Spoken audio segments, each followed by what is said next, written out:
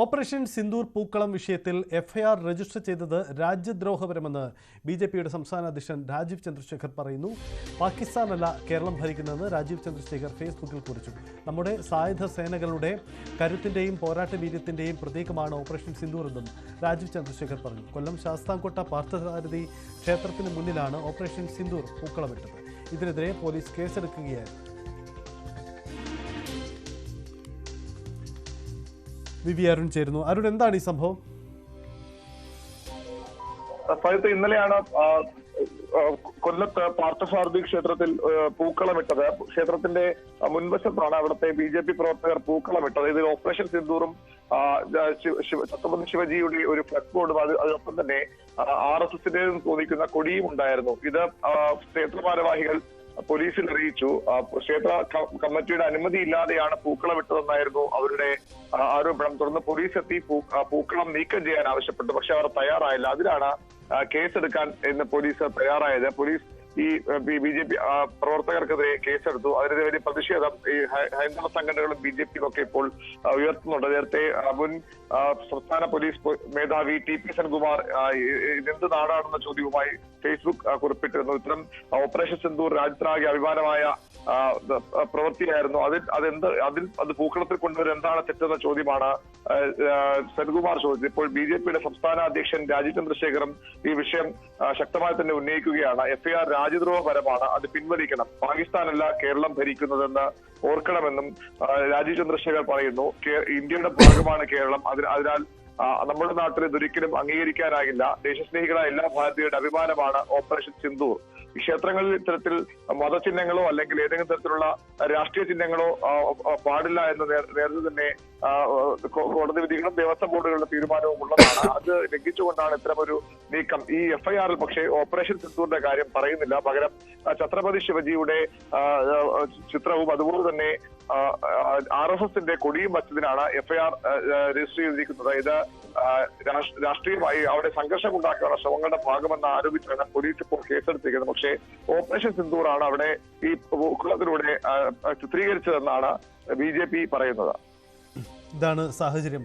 അരുൺ തുടരുക. ഇപ്പോൾ എസ് വിനീഷ് കൂടി നമുക്കൊപ്പം ഉണ്ട്. വിനീഷ്, ഈ ഓപ്പറേഷൻ സിന്ദൂർ ചിത്രീകരിച്ചതിന്റെ പേരിലാണോ നടപടി ഉണ്ടായിരിക്കുന്നത്? മറിച്ച് നിയമവിരുദ്ധമായി ക്ഷേത്രത്തിൽ സോഷ്യൽ മീഡിയയിലടക്കം ഇതിന്റെ ദൃശ്യങ്ങളെല്ലാം പ്രചരിക്കുന്നുണ്ട്. പൂക്കളം സൃഷ്ടിച്ചു. അതുപോലെ തന്നെ ഓപ്പറേഷൻ സിന്ദൂർ എന്ന് എഴുതിയിട്ടുണ്ടായിരുന്നു. അത് മാറ്റണമെന്ന് ആവശ്യപ്പെട്ടാണ് പോലീസ് ഇന്നലെ അവിടെ എത്തിയത്. പക്ഷേ പോലീസും പൂക്കളം തീർത്തവരുമായിട്ട് വാക്കുതർക്കത്തിൽ ഏർപ്പെടുന്ന സാഹചര്യം ഉണ്ടായിരുന്നു.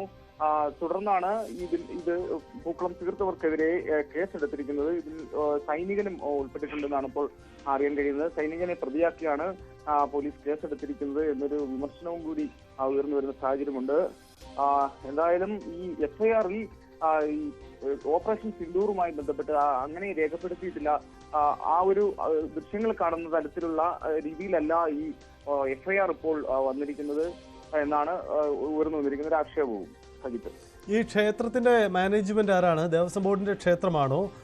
ഈ ദേവസ്വം ബോർഡ് ക്ഷേത്രങ്ങളിൽ ഇത്തരം ഇടപാടുകൾക്ക്, പുറത്തുനിന്നുള്ള ഇടപാടുകൾക്ക് കൃത്യമായ നിയന്ത്രണമുണ്ടല്ലോ. അതിന്റെ ഭാഗമായിട്ടായിരുന്നു നടപടി. അതിന്റെ വിശദീകരണം ലഭ്യമാണോ വിനീഷ്?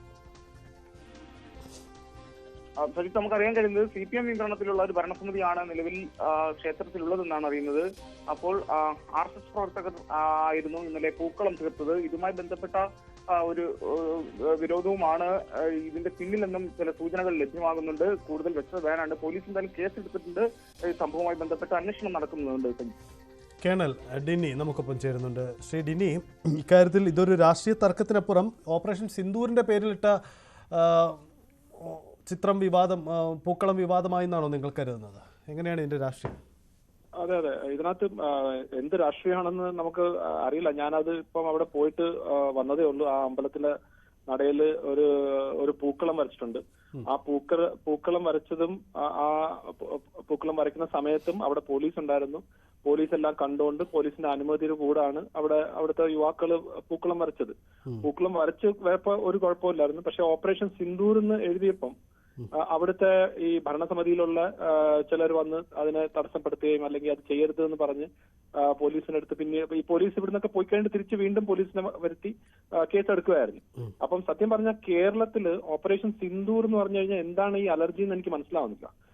എന്തുകൊണ്ടാണെന്നുള്ള രീതിയിൽ നമ്മളെ രാജ്യത്തിന്റെ ഒരു അഭിമാനമായിട്ട് സൈനികർ ചെയ്ത ഒരു ഓപ്പറേഷൻ ലോകത്ത് മൊത്തം എല്ലാവരും അംഗീകരിക്കുന്ന ഒരു കാര്യം, അത് നമ്മുടെ ഒരു പൂക്കളത്തിന്റെ ഭാഗമായിട്ട് ഓപ്പറേഷൻ സിന്ദൂർ എന്ന് എഴുതി കഴിഞ്ഞാൽ അതിനകത്ത് എന്താണ് പ്രശ്നം? വരും തലമുറയിൽ കൂടെ അതിനൊരു പ്രചോദനം എന്നുള്ള രീതിയിലല്ലേ അത് കാണേണ്ടുള്ളത്. അപ്പൊ ഓപ്പറേഷൻ സിന്ദൂർ എന്നുള്ള ഈ എന്ത് അലർജിയാണെന്ന് എനിക്ക് മനസ്സിലായില്ല. അത് എന്ത് രാഷ്ട്രീയമാണ് അല്ലെങ്കിൽ എന്താണ് അവിടെ ഒരു പ്രോബ്ലം എന്നുള്ള സത്യം പറഞ്ഞാൽ വളരെ അതിശയമാണ്. അതിലും ഏറ്റവും വലിയ വിചിത്രമായിട്ടുള്ള കാര്യം എന്ന് പറഞ്ഞാൽ പോലീസ് ഈ ആളുകളെ, അതായത് ഈ യുവാക്കളുടെ അഗേൻസ്റ്റ് ആയിട്ട് കേസ് എടുത്തേക്കുന്നത് കലാപം സൃഷ്ടിക്കുന്നു എന്ന് പറഞ്ഞിട്ടാണ്. അപ്പൊ ഓപ്പറേഷൻ സിന്ദൂർ എന്ന് എഴുതി കഴിഞ്ഞാൽ കലാപം സൃഷ്ടിക്കുകയാണെങ്കിൽ പിന്നെ ഈ ലോകത്ത് ഈ ഇന്ത്യയിലുള്ള എല്ലാ ആളുകളെയും അഗേൻസ്റ്റ് എടുക്കണമല്ലോ കേസ്. അങ്ങനെയാണെങ്കിൽ എല്ലാ മാധ്യമ സ്ഥാപനങ്ങളും എല്ലാ ആളുകളും ഓപ്പറേഷൻ സിന്ദൂറിന്റെ പേരിൽ പോസ്റ്റ് എഴുതുകയോ അല്ലെങ്കിൽ ന്യൂസ് ടെലികാസ്റ്റ് ചെയ്യുന്നതൊക്കെ കലാപത്തിന് വേണ്ടിയാണോ? അതുകൊണ്ട് ഇത് ഒരിക്കലും നമുക്ക് അംഗീകരിക്കാൻ പറ്റാത്തൊരു കാര്യമാണ്. ഇത് ഭാരതത്തിൽ തന്നെ ചർച്ചയായിക്കൊണ്ടിരിക്കുകയാണ്. ഇത് എങ്ങനെയാണ് ഇങ്ങനെ ഒരു സ്ഥിതിയിലേക്ക് കേരളം എത്തിയെന്നുള്ളത് വളരെ ഗൗരവമായിട്ടുള്ള കാര്യമാണ്.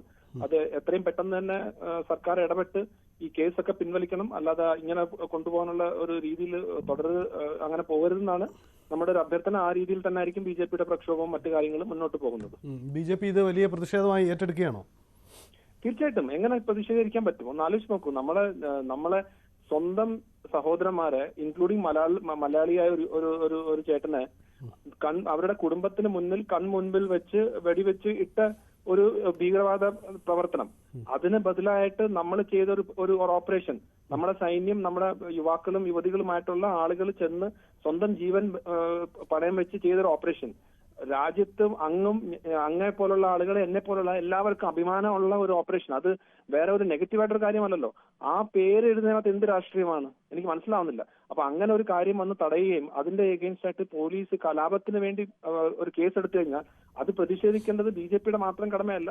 എനിക്കൊന്ന് കേരളത്തിലുള്ള എല്ലാവരും അതിന് അഗെയിൻസ്റ്റ് ആയിട്ട് തന്നെ നിൽക്കുമെന്നാണ് ഞങ്ങളുടെ വിശ്വാസം. ആ രീതിയിൽ തന്നെ ആയിരിക്കും നമ്മൾ മുന്നോട്ട് പോകുന്നത്. വളരെ നന്ദി കേണൽ ഡെന്നി പ്രതികരിച്ചതിന്. S. സുരേഷ്, BJP സംസ്ഥാന ജനറൽ സെക്രട്ടറി നമുക്കൊപ്പം ചേരുന്നു. ശ്രീ സുരേഷ്, ഈ വിഷയത്തിൽ BJP ഇതിൽ കൃത്യമായ രാഷ്ട്രീയമാണോ ആരോപിക്കുന്നത്? ഇത് ഓപ്പറേഷൻ സിന്ദൂർ എന്ന് എഴുതിയതിനെ ബോധപൂർവമായി വിവാദമാക്കുകയായിരുന്നു ചെയ്തത്. എന്താണ് സംഭവിച്ചത്? ഹലോ, കേൾക്കാമോ ശ്രീ സുരേഷ്? കേട്ടു. കേൾക്കാം. ഇതില് വളരെ വ്യക്തമാണ്. ഇവിടെ ഇരിക്കുന്നത് പാകിസ്ഥാൻ സർക്കാരാണോ താലിബാൻ സർക്കാരാണോ എന്നുള്ളതാണ് ഇപ്പോൾ കേരളത്തിലുള്ള ജനതയ്ക്ക് സംശയം. പാകിസ്ഥാന് നേരെ 26ഓളം വരുന്ന ഇന്ത്യയിലെ നിരപരാധികളെ അരുംകൊല ചെയ്ത പാകിസ്ഥാൻ ഭീകരവാദികൾ, ആ പാകിസ്ഥാൻ ഭീകരവാദികളെ സംരക്ഷിക്കുന്ന പാകിസ്ഥാന് നേരെ ഈ രാജ്യം നടത്തിയ അഭിമാനകരമായിട്ടുള്ള പോരാട്ടമാണ് ഓപ്പറേഷൻ സിന്ദൂർ. ആ ഓപ്പറേഷൻ സിന്ദൂർ പോരാട്ടം ഈ രാജ്യത്തിലെ 140 കോടി ജനതയെയും അഭിമാനത്തിന്റെ ഉന്നതിയിലെത്തിച്ച ഒരു കാര്യമാണ്. അപ്പോ അത്തരത്തിലുള്ള ഒരു കാര്യത്തിൽ ഈ സർക്കാർ എന്താണ് ഈ സർക്കാരിന്റെ നിലപാട് എന്നുള്ളതാണ്